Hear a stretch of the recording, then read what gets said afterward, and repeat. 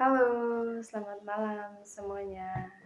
Perkenalkan nama saya Vendra Francisco Sapesi, biasa dipanggil Vendra, dengan NPM 22220285, Prodi Administrasi Negara, semester 5, kelas G, Fakultas Ilmu Sosial dan Politik. Baik, di sini saya akan mereview buku tentang etika administrasi negara. Penerbit Dr. Andus Awe Wijajan. Baik, yang pertama itu tentang pendahuluan. Manusia dan masyarakat. Di dalam diri manusia terdapat dua kepentingan, yaitu kepentingan individu dan kepentingan bersama. Kepentingan individu didasarkan manusia sebagai makhluk individu karena pribadi manusia ingin memenuhi kebutuhan pribadi. Kepentingan bersama didasarkan manusia sebagai makhluk sosial atau kelompok yang ingin memenuhi kebutuhan bersama. Di dalam hidup bermasyarakat, maka diperlukan aturan-aturan dan ketentuan-ketentuan. Aturan dan ketentuan dimaksud dapat dalam bentuk undang-undang dasar atau tertulis atau aturan-aturan dasar tidak tertulis. Yang tidak tertulis bisa disebut konvensi, sedangkan yang tertulis bisa disebut konstitusi. Aturan-aturan dasar merupakan sadar, kehendak yang dirasakan penjelasan dari dalam atau intern, di mana dirasakan sebagai kesadaran untuk berbuat demikian tidak didasarkan sebagai suatu pelaksana. Yang kedua itu tentang motivasi dan perilaku. Motivasi adalah suatu dorongan yang timbul dari dalam diri seseorang untuk melakukan sesuatu guna mencapai tujuan tertentu. Motivasi mencakupi kekuatan internal yang menggerakkan seseorang untuk bertindak, serta dorongan eksternal yang memengaruhi keputusan dan tindakannya. Motivasi ini sangat dipengaruhi oleh kebutuhan, keinginan, dan harapan seseorang. Sedangkan perilaku adalah segala bentuk tindakan atau aktivitas yang dilakukan oleh individu sebagai respon terhadap rangsangan atau stimulus dari lingkungan atau dorongan internal. Perilaku mencerminkan interaksi antara faktor internal atau seperti emosi, motivasi atau kebutuhan, dengan faktor eksternal seperti situasi sosial, budaya, atau lingkungan. Yang ketiga itu tentang etika dan moral. Etika adalah ilmu yang membahas tentang apa yang dianggap baik dan buruk dalam tingkah laku manusia. Etika berfungsi sebagai pedoman atau norma yang mengatur bagaimana seseorang seharusnya bertindak dalam kehidupan sosial. Etika bersifat teoritis dan berkaitan dengan prinsip-prinsip moral yang mendasari kebutuhan atau tindakan. Sementara itu, moral adalah merujuk pada nilai-nilai atau aturan yang berlaku dalam masyarakat yang menentukan apakah sesuatu tindakan dianggap benar atau salah. Moral lebih bersifat praktis dan terkait dengan penerapan nilai-nilai atau norma dalam kehidupan sehari-hari. Yang keempat itu tentang perilaku birokrasi.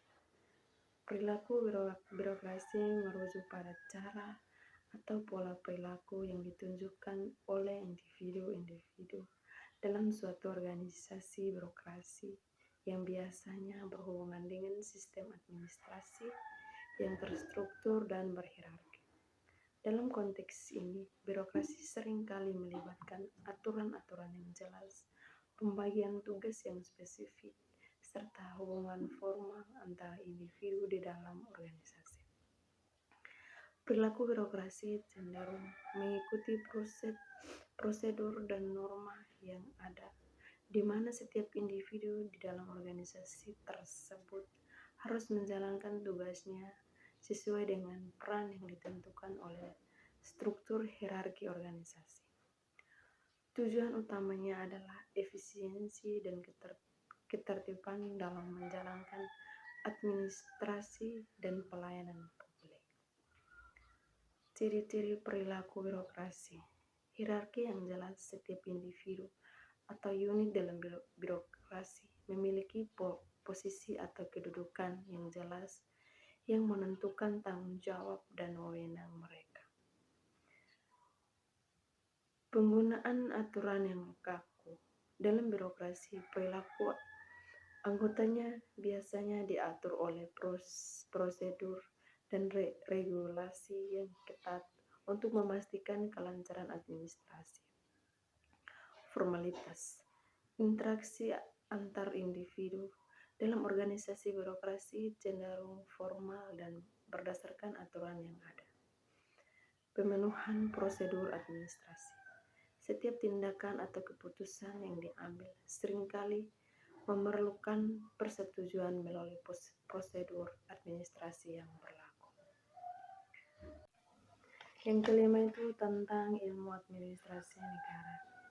Ilmu administrasi negara adalah suatu disiplin ilmu yang mempelajari tentang penyelenggaraan dan pengelolaan urusan negara, baik dalam aspek pemerintah, kebijakan publik, maupun manajemen organisasi negara.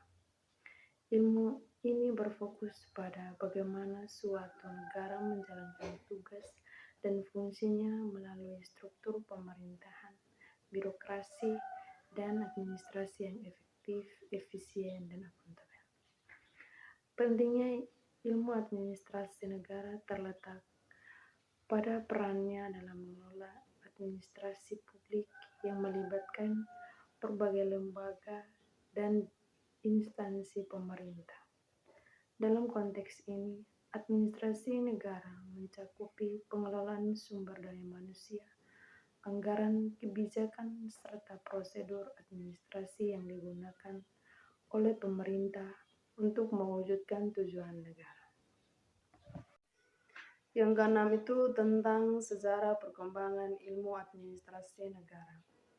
Sejarah perkembangan ilmu administrasi negara di Indonesia dapat dibagi dalam beberapa periode yang mencerminkan perubahan dalam sistem pemerintahan dan pemikiran mengenai administrasi negara. Berikut adalah garis besar perkembangan ilmu ini di Indonesia. Yang pertama, era kolonial. Pada masa penjajahan Belanda, administrasi negara di Indonesia dikelola berdasarkan sistem kolonial yang didasarkan pada prinsip-prinsip birokrasi Eropa. Selama periode ini, pendidikan administrasi negara belum berkembang secara signifikan di Indonesia. Sebagian besar pengelolaan negara dilakukan oleh pejabat Belanda dan sebagian kecil oleh pribumi yang dilatih dalam administrasi kolonial. Yang kedua, periode awal kemerdekaan. Setelah Indonesia merdeka pada tahun 1945, muncul kebutuhan untuk merumuskan sistem administrasi negara yang lebih sesuai dengan kondisi Indonesia sebagai negara merdeka.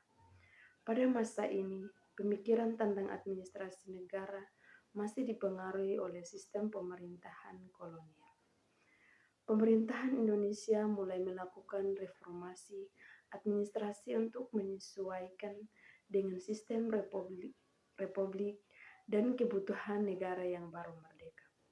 Pada masa ini, pendidikan administrasi negara mulai diperkenalkan di perguruan tinggi dengan tujuan membentuk aparat negara yang kompeten untuk menjalankan pemerintahan. Salah satu institusi pendidikan yang mendalami administrasi negara adalah Sekolah Tinggi Ilmu Administrasi Negara atau STIA, yang didirikan untuk menghasilkan tenaga ahli dalam bidang administrasi publik. Yang ketiga, periode Orde Baru. Pada masa Orde Baru, administrasi negara di Indonesia mengalami pembenahan dan pengembangan lebih lanjut. Pemerintah Orde Baru fokus pada pembentukan sistem administrasi negara yang efisien dan terstruktur. Banyak kebijakan dan program yang diterapkan untuk memperkuat birokrasi negara. Pada masa ini, ilmu administrasi negara semakin berkembang di Indonesia. Beberapa universitas mulai menawarkan program studi administrasi negara dan pendidikan serta pelatihan untuk aparat negara semakin banyak digelar untuk meningkatkan kemampuan aparatur pemerintah. Yang keempat, era reformasi. Setelah reformasi 1998, administrasi negara di Indonesia mengalami perubahan besar. Tuntutan untuk pemerintahan yang lebih transparan, akuntabel, dan demokratis mempengaruhi cara administrasi negara dilakukan.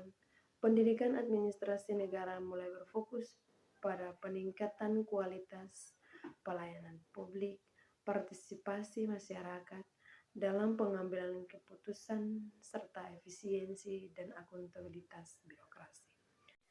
Yang ketujuh itu tentang etika administrasi. Etika administrasi adalah cabang etika yang mempelajari nilai-nilai moral dan prinsip-prinsip yang seharusnya menjadi pedoman dalam menjalankan administrasi negara atau pemerintahan. Etika administrasi mengacu pada aturan, norma, dan sikap yang diharapkan dari individu atau kelompok yang terlibat dalam administrasi publik untuk memastikan bahwa pengelolaan dan pelayanan negara dilakukan dengan cara yang adil, transparan, akuntabel, dan bertanggung jawab. Etika administrasi memiliki peran penting dalam menjaga integritas birokrasi dan aparat pemerintahan, serta dalam menciptakan kepercayaan publik terhadap lembaga-lembaga negara. Dalam konteks ini, etika administrasi mengatur tentang bagaimana pejabat publik atau aparatur negara harus bertindak sesuai dengan prinsip moral yang berlaku di masyarakat. Yang kedelapan itu tentang nilai, moral, dan lingkungan. Nilai adalah standar atau ukuran yang digunakan untuk menilai apakah sesuatu dianggap baik, penting, atau bernilai dalam kehidupan manusia. Nilai ini bersifat abstrak dan berfungsi sebagai pedoman dan menentukan sikap dan perilaku seseorang. Nilai dapat berkaitan dengan berbagai aspek kehidupan seperti moralitas, estetika, budaya, atau sosial. Dalam administrasi negara, nilai menjadi dasar dan pembuatan kebijakan dan pelayanan publik, mengarahkan tindakan yang sesuai dengan tujuan masyarakat. Yang kedua, moral. Moral adalah seperangkat norma atau aturan yang mengatur perilaku individu dalam suatu masyarakat yang menentukan apakah suatu tindakan dianggap benar atau salah. Moral bersifat lebih praktis dan seringkali dipengaruhi oleh budaya, agama, atau ajaran masyarakat setempat. Moralitas mencakup konsep-konsep seperti kejujuran, keadilan, tanggung jawab, dan kebaikan yang menjadi landasan untuk bertindak dalam kehidupan sehari-hari. Dalam konteks administrasi negara, moralitas sangat penting untuk menjaga integritas dan akuntabilitas aparatur negara. Yang ketiga, lingkungan. Lingkungan dalam konteks ini merujuk pada faktor eksternal yang memengaruhi perilaku dan keputusan individu. Lingkungan dapat mencakup berbagai aspek seperti lingkungan sosial, budaya, ekonomi, politik, serta lingkungan fisik dan alam.